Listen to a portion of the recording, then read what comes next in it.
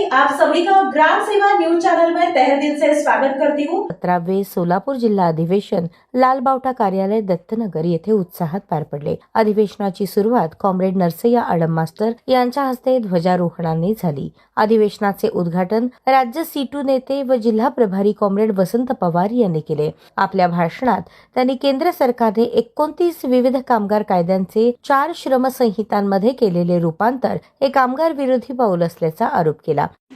दिवशी 4 श्रमसंहितेला मान्यता दिली। या 4 श्रमसंहितेमध्ये नेमकं काय आपण अनेक वेळेला पुस्तिका काढून वगैरे हे सगळं केलं, परंतु त्या 4 श्रमसंहितेमध्ये लेबर कोर्ट आणि लेबर ऑफिस नावाची यंत्रणा मोडीत काढलेली पडली।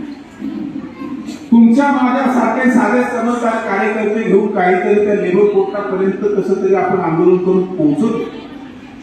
आता त्यांनी ट्रायब्युनल निर्माण केलं।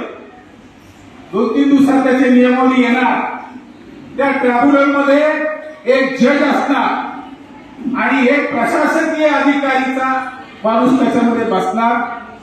त्यांना जे वाटेल त्या पद्धतीने ते निर्णय करणार आणि त्याच्याकडे मग सगळे पगाराचा प्रश्न असेल, तुमच्या सर्व्हिसचा प्रश्न असेल, कामावून काढलेल्या, नोकरीवरून गमावलेल्या, ताळेबंदी झालेल्या असे जे सगळे कामगार आहेत त्याचा